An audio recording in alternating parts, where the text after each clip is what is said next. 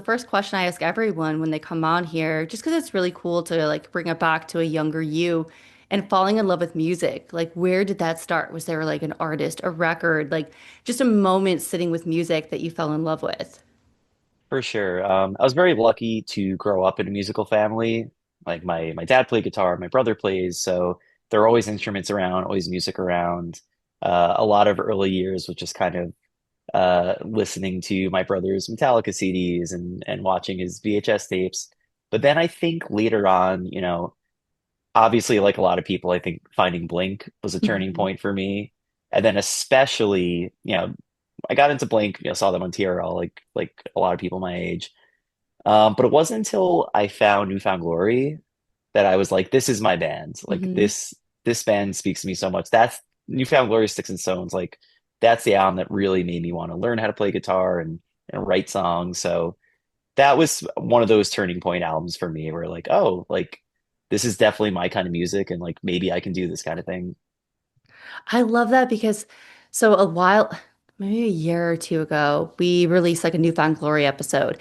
And I remember I just clipped it because I was like, you know what? I don't care. I had said like they were Love Blink. They have a time and a place. They were forever important. But it was Newfound Glory that was like my Blink. Like that's how I felt. Like they, again, Blink was amazing, but I clipped that, not thinking anything. And then like Jordan of Newfound Glory, because maybe my hashtag found it and shared it. I'm like, I'm either going to get really torched or people are going to love that I said Newfound Glory was like, that was my Blink. Like, that's pop punk to me. Like, and Yes. the amount of people that agreed with that too. And they said, yeah, like that was Newfound Glory was everything for me.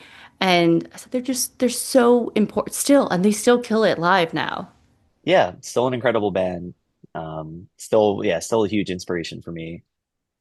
And like too, like there was like an old interview I think I found when I was like looking through stuff where you had found a friend from wearing a Newfound Glory shirt, which is Wow. Oh, you did your homework. yeah, which is wild because I'm like, that's how we found bands. Like, are like, who? What shirt are you wearing? What is that? And like, or if they had a CD on and they're listening to it, but like the shirts was like that was something so important in high school.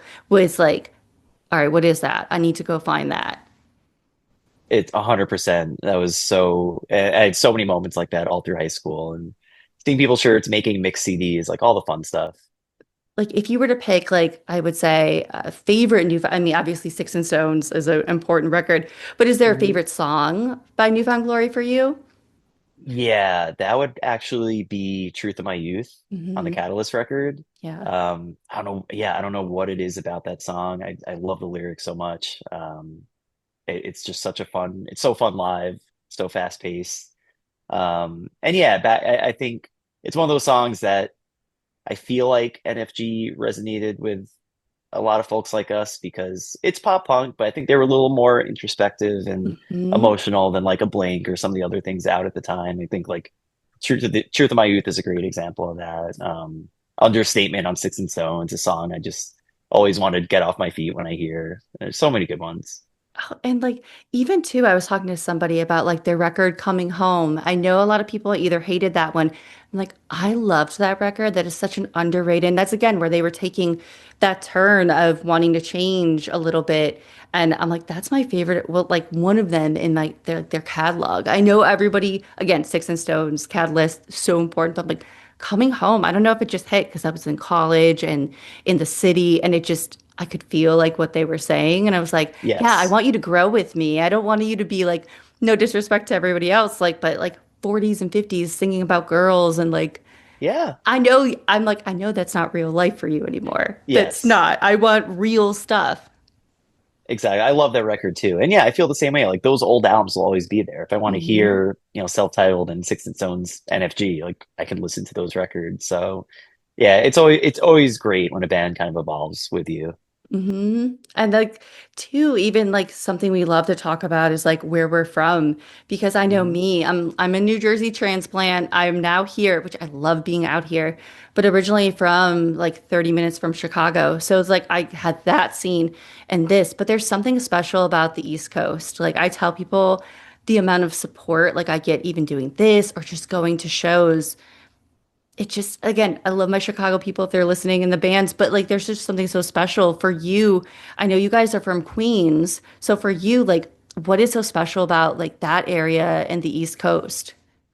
Yeah, a few things. So yeah, I live in Queens now, but actually me and our drummer Beanie, we both grew up in the Bronx. And I will always ride for our music scene in the Bronx. It was such a hidden gem. We had a local church, First Lutheran Church, shout out FLC.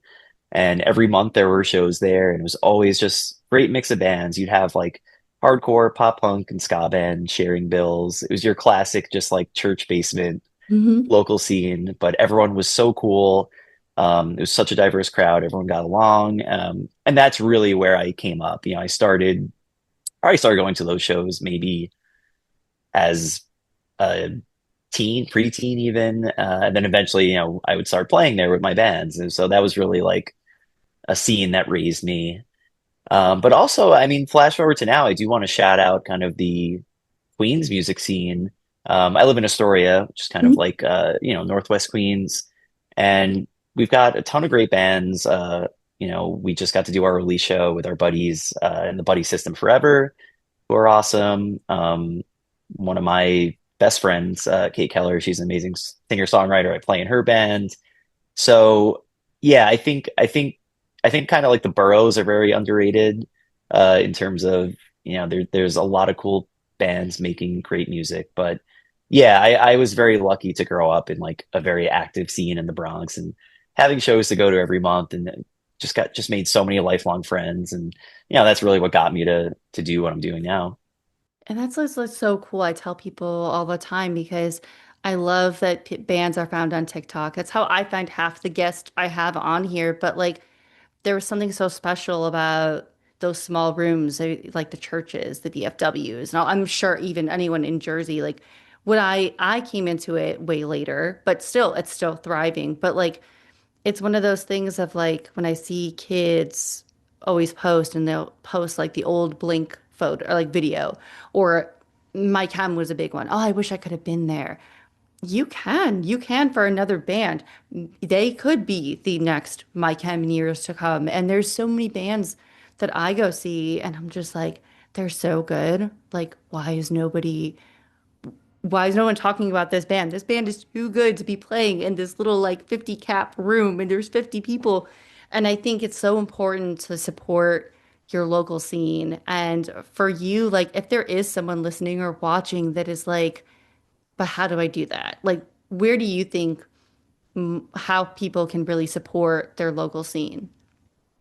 That's a great question. I mean, it's funny because back in the day, I guess it was really just word of mouth. You know, I Hmm. was lucky to like just be in an area where people would put up flyers for shows and things like that. I would say now, I mean, you know, we have the internet. I think just kind of looking up using resources like bands in town or just going on Hmm. Instagram and seeing what's going on in your area as far as local shows. There's always, I mean, obviously, I've only ever really lived in New York, but I would imagine almost anywhere there's, you know, there's some kind of scene. There's music happening. Um, so yeah, I would say just look, you know, Google's your friend, look up things in your area. Don't be afraid to go to things. Even I go to shows alone all the time. I've made a Hmm. ton of friends that way. And yeah, yeah, I'd say don't be afraid to get out there and say hi to folks. And um, yeah, I think now I would say I'm sure it varies by where you live and whatnot, but I think it's easier than ever to find this great music happening by you. And um, I think, like you said, I mean, TikTok can be a great platform for that. And seeing, you know, trying to find bands that are in your area and maybe bands that, you know, are maybe a quick drive away. So yeah, I would really just, you know, take advantage of just all the access we have right now to bands and shows everywhere, and don't be afraid to say hi to people. Yeah, like that's it too. Like even like the idea of going by yourself. Because for a Yeah. while I was always that person, oh, how can I go? And I almost had to like when I moved to New Jersey because I'm like, I don't really know anybody. I don't like what do I do?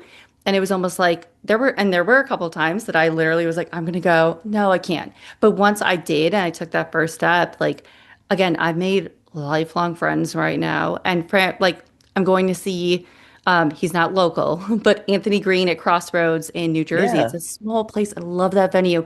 And I'm like, nobody I know wants to go. And I'm like, I'm going. I don't care. And I put up on like my story, like, hey, who's going?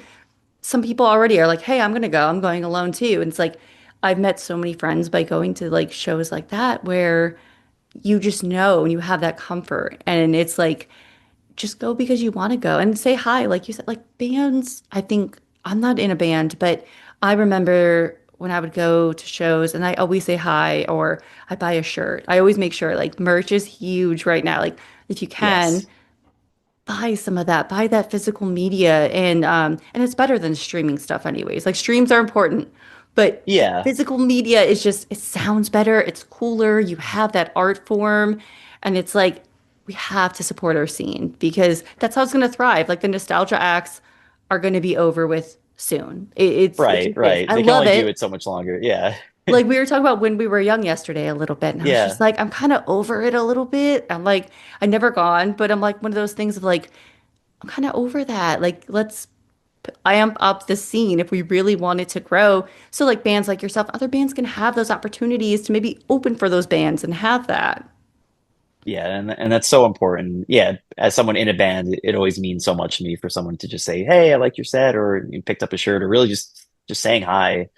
And I guarantee, you're at a local show, the vast majority of people you meet there are going to be cool, are going to be, Mhm. happy to to meet a new person, a new fan, or just make a new friend. So, yeah, I would definitely say don't be shy. And like, how do you also being in a band and then obviously, like real life, how do you kind of balance like social media? Because for me, I am someone that like I hate social media, but I need it even Yeah, for this. Like I yeah, of need social course. media. I hate it. I don't want to say I hate it because there are friends I've made and connections and people that I Yeah, love, but like it's like, oh, you have to post today because if you don't post today, you're going to be out of the algorithm and this and that. yep. Like how do you manage that and like kind of like not burn out? Yeah, it's tricky. I try to do as much as I can. I'm sure you see, we're on TikTok all the time Yeah. posting nonsense. I mean, I think for starters, I feel fortunate because I actually do enjoy posting on TikTok and Instagram and making silly reels and whatnot. But even said, like you said, it is tricky to balance when, Yeah. you have a day job and you just have a social life and you want to have all these different parts of your life still there. So yeah, I don't have kind of a strict strategy. I'm not like looking at a calendar like, okay, if I can post every day, great. One thing I do try to do whenever possible is just bank a bunch of content. Mhm. If I have a free day and I'm feeling inspired, I'll film a bunch of TikToks and then I'll be like, okay, cool. I have stuff I could roll out for the next week. Um, but for example, I mean, as of this conversation, we haven't posted in a week, which like in TikTok time, it can feel like forever. Hmm. Just because, yeah, it's the holidays. I've had a crazy work week. So Yeah. I try not to beat myself up, but I do try to, because I enjoy it and because I see it making a difference. I try to be as active as possible in a way that doesn't burn me out, basically. Yeah, because I feel you. I haven't even like I think today was the first day and like whenever, and Mhm. my first thought was like, oh, am I going to be at the end of or are people going to see it? And they do. So it's like Yeah, almost like you know what? I don't want to be so like honed in to where it like does consume me because like you say your social life like that's really important too. Like social media is, but like real life with people and what you do is important too. So I think yeah. too like anyone in a band hearing that will be like, yeah, I feel that. And obviously like our podcast is that intersection of music and mental health and how music is a catharsis. For me, it's like that listening aspect because I don't play. But for you, like, how is either creating or listening to music, or even both? Like, how is that a catharsis for you? Oh my God. I mean, in every way, I think. Yeah, as far as I think our music obviously has kind of like the main songwriter in the band, the lyricist, like everything I write and goes towards hyper personal, it's all things like I've experienced. So really having an outlet for that. And I think especially, and you probably heard this a lot from people, but like writing music was so vital to me during COVID, during, kind of the throes of lockdown. It's kind of how Ghost Tour started. It started as just me kind of making songs in my bedroom and just writing about, the mundanity of every day being the same. And uh, yeah, and there's a lot of, I mean, our songs kind of run the gamut, but we have songs that absolutely tackle just kind of work on your mental health and managing relationships and you know ma dealing with just existential thoughts of like, what the hell am I doing here? Hmm. So it's no, it is. I mean, it goes so hand in hand. It is my ultimate outlet. It's such a vital part of my mental health. In addition to medication and therapy and Right. all the fun stuff. But yeah, I can't imagine not having it, especially for just all the benefits it has to just having an outlet to get out how you're feeling and connecting with people that go through similar things. Yeah, and like that to me too, it's like, yeah, you talk about COVID, like especially or being in, New York, where it was, I know it was heavy hit everywhere, but I mean, that was one of the places the most I know it's on. Like, I just, I, a lot of people that have come on here have said, we either started playing or we stopped playing and then Yep. had to redo it and then figure life out. And it's like, yeah, but like what an outlet, like you're saying, like you can hear it too in the music of like, yeah, with like relationships and like, again, like, yeah, being in your 30s, like, what are you doing? Like, or people coming up to you too, like maybe, hey, are you still doing that band thing? Like, what are you Oh doing, yeah. the music thing?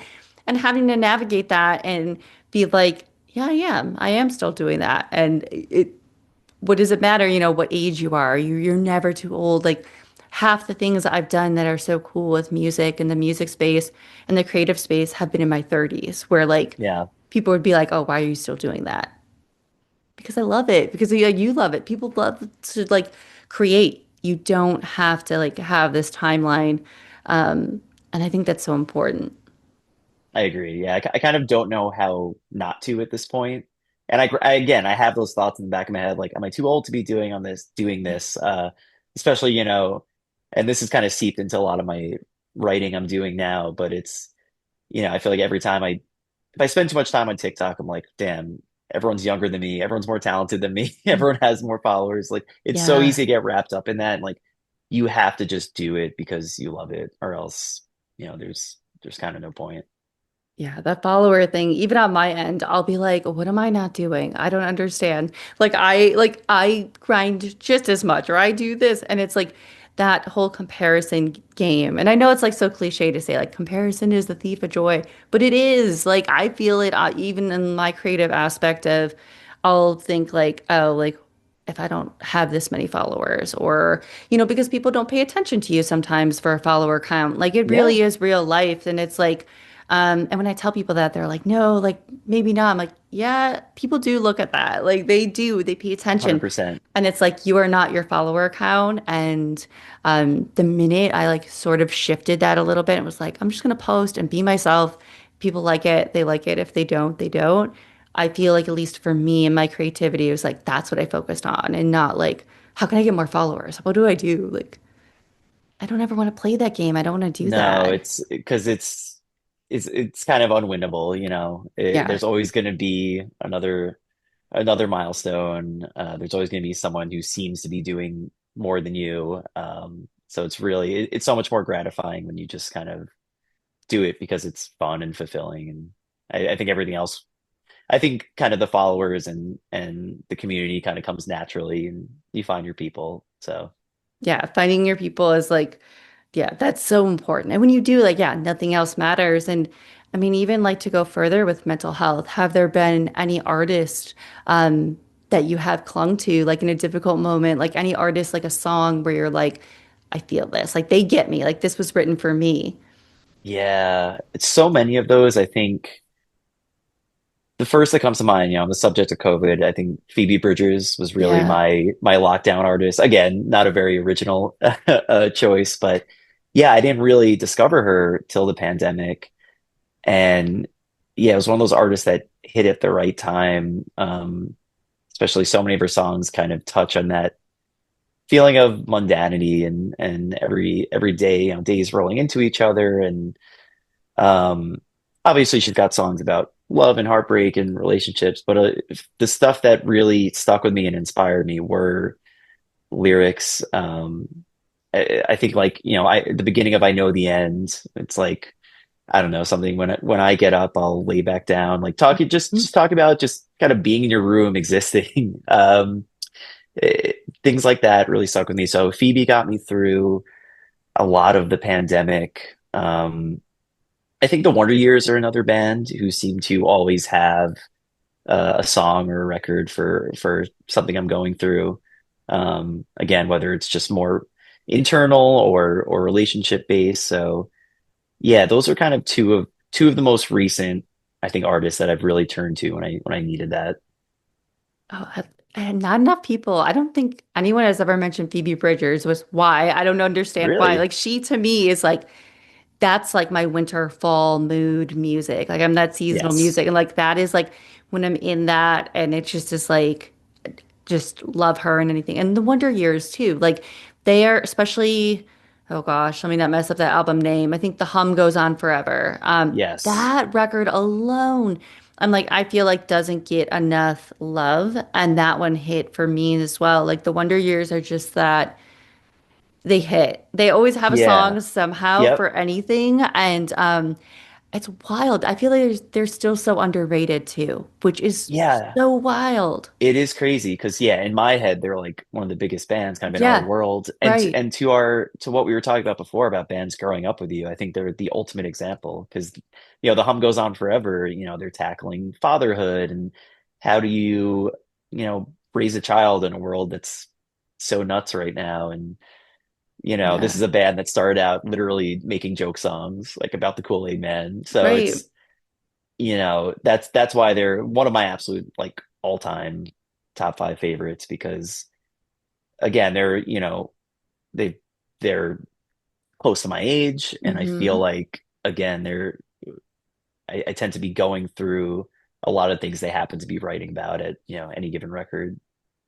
Yeah, yeah, and they are just that, like you said, they grow with us. And I just think of when I heard that record, I was just like, okay, this is my album of the year that year. Like, this is it. Yeah. And live, they are just so, they deliver to you like those songs. And yeah, I haven't seen them enough. Like, I've seen them a few times, but like the times I have, I'm like, these stick out and they are just that band. And I still can't believe, again, they're so underrated.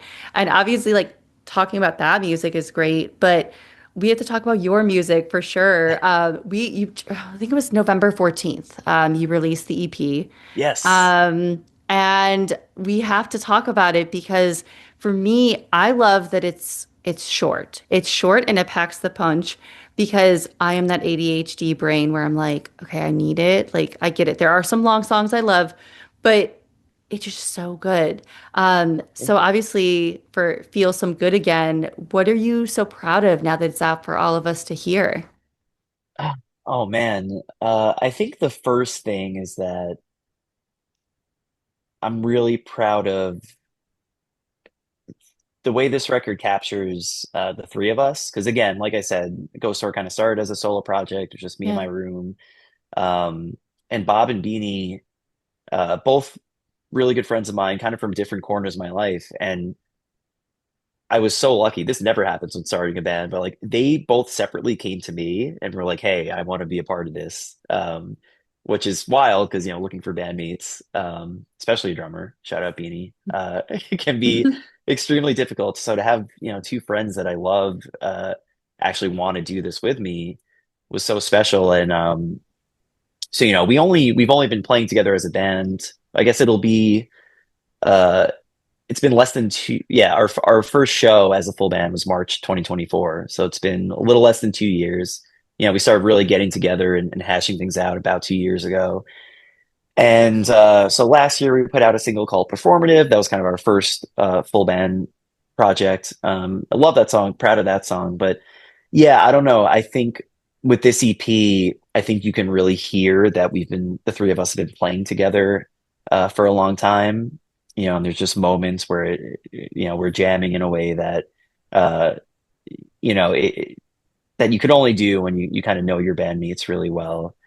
So, yeah, I'm super proud of just, you know, the way all three of us kind of what we were able to put together on this record, the way we play together, and just the overall, I have to give a shout out to our producer Joe Ram, who also he plays an amazing band called Inner Love, and recording that record was one of the best experiences, like pretty much of my life. It was everything you could ask for in making a record, in that it was really just it felt like we were just hanging out with our friend, but also like I feel like we did some really great work, and Joe's just that perfect middle ground of, he kind of lets us do our thing, but when he has a suggestion to make things better, he will hop in and he's not shy about it. And he pulled so many just like cool performances out of us.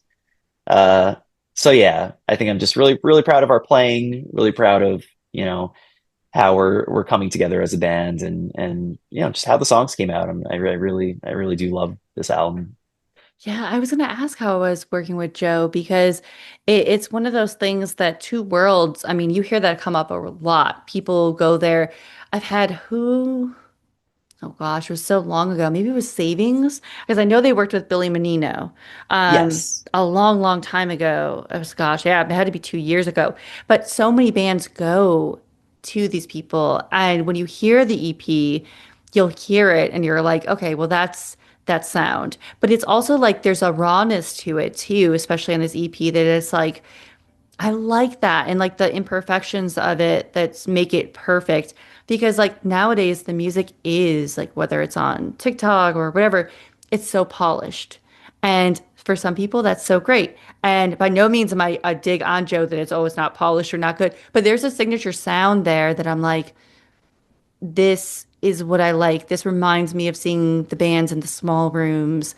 And for me as a listener, I'm like, it brings me back to that. I don't want all these like cool things that people are doing in the producing world sometimes. It's like, I Yeah. don't need all the fluff. Like, give me something like this EP. So, like, I was going to ask that because it's just, I feel like Joe has that track record of that. He is. He's really great at just capturing the way you sound live. And he also is an amazing producer. Like there's so many subtle things that we added. Once we kind of laid down our main parts, we spent a lot of time just playing with keyboards and organs, kind of all these little auxiliary things that are just kind of snuck in there that, might not be obvious, but they kind of just elevate the whole song. So yeah, it's so fun working with someone who, just wants you to sound how you sound, but is also able to kind of help you, like kind of get you to that next level and bring the best out of you. And were there like any moments working with him that you were like, you guys learned a lot about yourselves as a band, where maybe like you wouldn't have, where like when you were recording and it was like, hey, we learned how to overcome this obstacle and to get this to sound the way we wanted it to.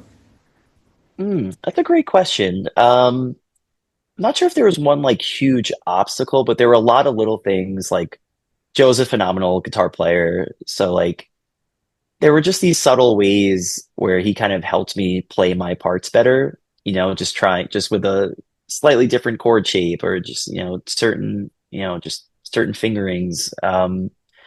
It was a lot of little things like that where where the song already felt good as is, but he just found these tiny little tweaks to make everything better. And he was also like one thing I love that Joe added, where it was like, I love noise. I love adding just little feedback to songs. And he somehow just always knew what I had in mind when I was like, yeah, I just want noise at the end of the song. I just want you to take your feedback pedals, go nuts, and he would create these little soundscapes in certain songs where better than anything I could possibly come up with, but it was exactly what I had in mind. So he's just that kind of musician where he's almost telepathic, where like he kind of knows what you need. So yeah, I'm not sure if there's anything we overcame so much as, there were just little moments of inspiration where like, oh wow, like this part came out even better than, we had originally written it. And that's a testament to just like, the vibe in the room, just being, it was just, again, I felt like I was just hanging out with three good friends and we're just having fun and throwing things at the wall. Um, so I think, yeah, everything came out naturally. And then in some cases, even cooler than what we originally had. And it is like a lot of people talk about how important that relationship is with who you work with. Because it's like, oh gosh, I can't remember the producer, but it was the band Commoner and it was gosh, it's a big producer. I don't even know. I can't think of it. I'll probably think of it after this, but it was one of those things where he had said the similar thing. And it's like when you find someone that works and they're just really just they get you, that makes the whole experience better. And like, yes, your band is important, but that relationship with a producer is even just as important. Um, and it's like, yeah, I'm like, see that end I know nothing about. Like I'm just like, okay, like people go in, they figure it out, they hire someone. And yeah, I'm sure that's how it goes. But like when you can find someone that sees you, and you hear this on this EP for sure, and like kind of what you were talking about how music is your outlet too. And obviously on this EP, if people listen to it, like there's talking about relationships and we've all been there. So how do you sort of also protect yourself a little bit? Okay, like it's out, right? People are going to listen to it. And whether they like, I don't know if people like ask you about it, but still like, how do you protect yourself of like, all right, this is out there for like everybody to hear? Yeah, that's a great question. I've literally, over the years, just putting out music in various capacities. Like I've definitely gotten those questions of like, "Are you okay?" Yeah, right. Which is always funny. And I always assure people like, yeah, like this is just how I write. I'm just very, honest and um, I don't know. I like making kind of introspective, sad music. Yeah, I don't know. I guess I don't worry too much about it. It's the kind of thing where if you do it for long enough, you get more comfortable with being vulnerable and kind of having your basically your diary out there. Um, I think a fun thing is that probably the most, I guess the closest I've come to being a little nervous about a song coming out is like, the song NBA Playoffs, which is one of my favorite songs of ours. Um, is about obviously very specifically about a certain person, a certain situation, someone very close to me in my life. Um, and I know they've heard it, but I don't know if they fully know it's about them. And I'm fine with that. So that's one of those things where, yeah, you are getting something hyper personal and vulnerable out there. But yeah, I guess I've just learned to stop worrying about it because that's the only way I really know how to write. I don't want to be vague. I don't want to write about things I haven't experienced. Like all the, my biggest inspirations, the artists we've talked about, Phoebe, Dan Campbell from the Wonder Years.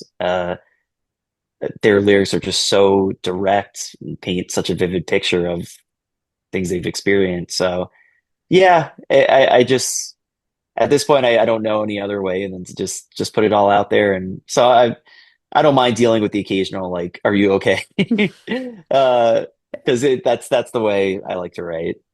Yeah, and then like if you didn't do it that way, it wouldn't be authentic and it wouldn't be you. So it's like you hear that in like NBA playoffs for me, like I could just picture too, like with the Knicks. Like my brother-in-law is like one of the biggest Knicks fans. He is like that guy if they're playing on the West Coast. He is one of those guys to like take a nap till 10 p.m. to watch Yep. them. And I Yep. was just like, I almost feel like I'm here, like listening to the song. And now like I just Knicks mania all around me, but like listen to Yeah. lyrics. But it's like it's so one of those things too. It's just like it's real. And that's why I feel like on the CP people can really just see themselves a little bit in it because we've all been there with some not the same person, but like we've all been there of that like we know some a situation like this, especially if we're in our 30s. Like we've all been there. Yeah. And then yeah, another title like the Italian American football. I mean, Yeah. come on. Like there it just and that just goes to show with also your like all your TikToks, all the reels and stuff. It just goes with like that, and I was like, I just love the title already. Okay, now I have to listen. Like it's almost like those things. Like Yeah. before I even listen to it, I'm like, I need to listen to this just because this Oh, title alone. that makes me so happy. I'm glad you said that. That's probably our favorite song. That's probably yeah, it's probably my favorite song that we have and a band favorite. And it's one of those things where that was the title of a demo. Like that was the title of the demo version. Because I was like, oh, this song kind of sounds like American football. Like, Yeah. wouldn't it be funny? Wouldn't it be funny if I call it this? And then yes, everyone I showed it to was like, you have to keep that title. So it Yes. just kind of stuck. So yeah, I am really proud of that one. So appreciate you shouting it out. Yeah, that like again, yeah, it anyone listening or watching like definitely um started at the top of the EP, but like click on the song for sure to get you started. And it's Yes. like and it's too like even like I was listening to it and I was like these vocals also remind me of like that first Armor for Sleep record. Was it Dream to Make Believe? Yeah, Ben Jorgensen a little bit, but I hear a little bit of that in that sound a little bit on some of these songs, but not completely. But I'm like, I hear a little bit. Like, what does this remind me of? that's Um, all that but I got it's that. funny you say that. Yeah, it's funny you say that because I love Armor for Sleep, Yeah. huge influence of mine. But literally, I went to see them a few weeks ago at Census Fail, Hmm. and my friend, while we were watching them, my friend literally said that she was like, "You kind of sing like him," and I was like, Yes. "Yeah, I guess so.